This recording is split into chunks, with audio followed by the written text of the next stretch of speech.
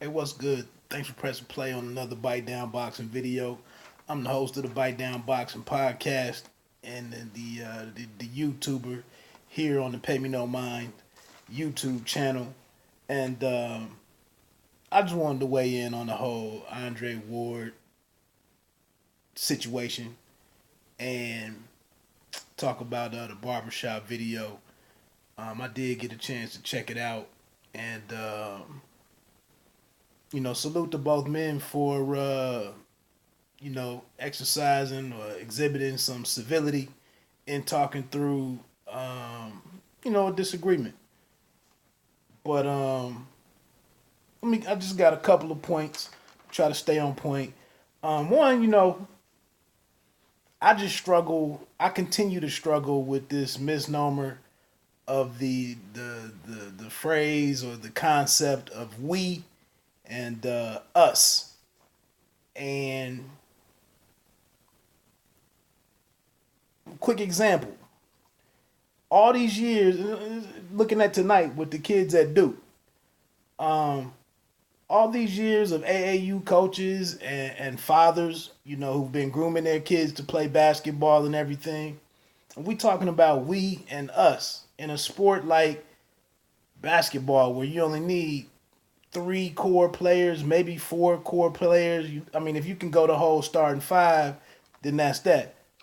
But why couldn't Zion Williamson, Cam Reddish, R.J. Barrett, and Trey Jones, or one or two other kids from some of the major programs, why do you automatically go to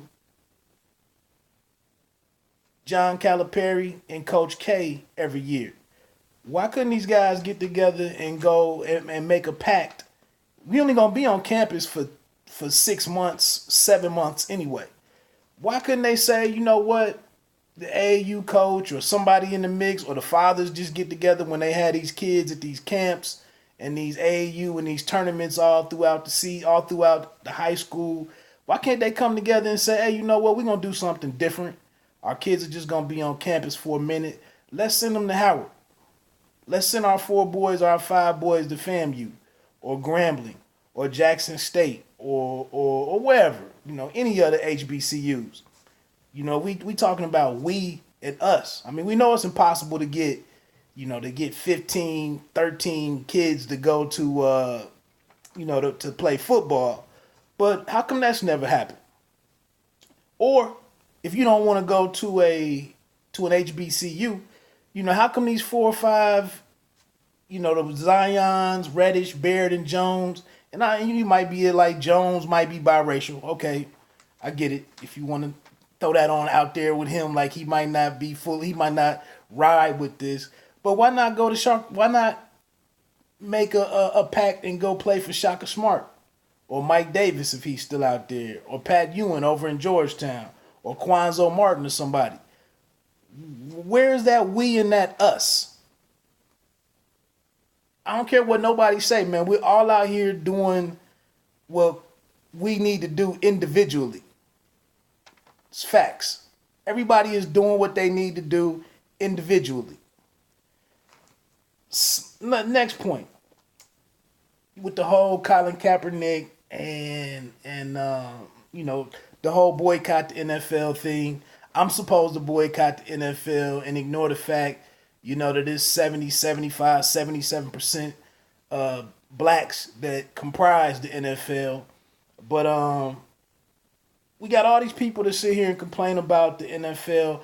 I want to know what African Americans, what brothers, what blacks are actually putting some money up and creating an alternative. Like it's just talk, more talk, year after year, talk. Get on a camera, get in front of a camera and complain, and I hate this and F that. But who is doing anything? Now we got this new AAF popped up, and I don't know if these brothers have any money behind it, but at least they're out here working. So I'm gonna tip my cap to Hines Ward and Justin Tuck for, and that's NFL. This league is NFL endorsed. Maybe to be a feeder league to the NFL. But at least, like I said, Hines Ward, Justin Tuck, why aren't we getting them on some of these podcasts or some of these, some of these YouTube channels and getting some interviews and praising them for doing some work, for having boots on the ground and being active in this thing, and trying to make trying to put an alternative together than just sitting up talking about what you hate and what I don't rock with anymore and all of that. But again, it's this we and us. I don't see it.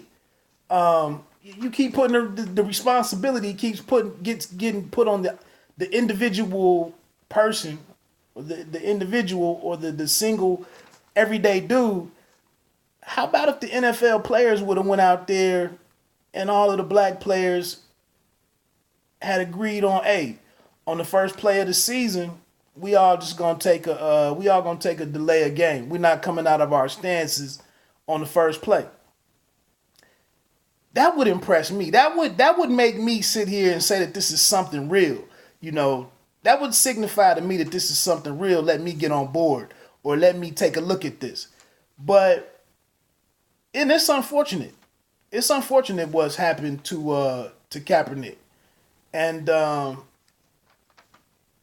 it's gonna be some sacrifices in this stuff.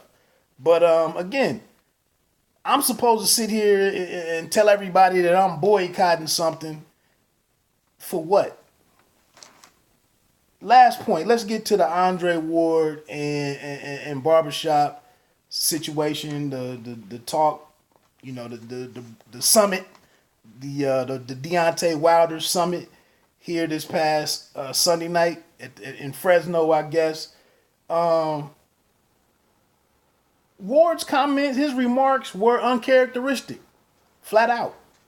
And with him taking the time to explain, trying to rephrase and explain what he was saying, it didn't clean it up. When you got to add 3 or more, 5 or more words to what was originally said, then we got a whole new thought. We got a whole new comment. But we don't know what was going on that night when he was watching the fight. He doesn't represent. I won't make that comment. But we don't know if he was struggling with the 240 character limit, and maybe he couldn't get his entire thought out there. We don't know if he just in the heat of the moment and watching the fight, whatever. We don't know. Was he enjoying some wine? And then to take the shot at to totally discredit Tim Bradley because he admitted that he didn't watch the fight. Gary Russell Jr. says he doesn't watch fights. He might be doing something else. He works in boxing and calls fights and whatnot. He might have been doing something with his wife that night. But the thing was, the fight played out how the majority of us thought the fight was going to play out. You can check out my fight predictions at roundbyroundboxing.com. I said in the 9th round, Wilder was going to knock him out. Now he got the knock down, but I said, Fury would outbox him and move around early and probably get a lead, probably build up a lead, and probably in that 9th round, Deontay would figure something out and end it. And the rest of it is what it is. But that's kind of, like I said, that's an uncharacteristic comment from a guy that we know is mindful of everything he says, is cognizant of everything that he puts out there, all his messaging. It's all well thought out and